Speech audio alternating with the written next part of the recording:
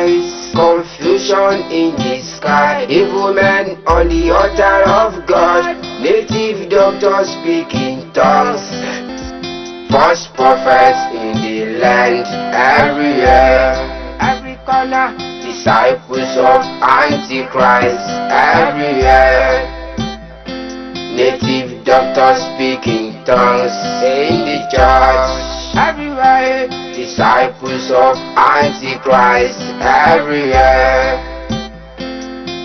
so-called men of God of these days, everywhere.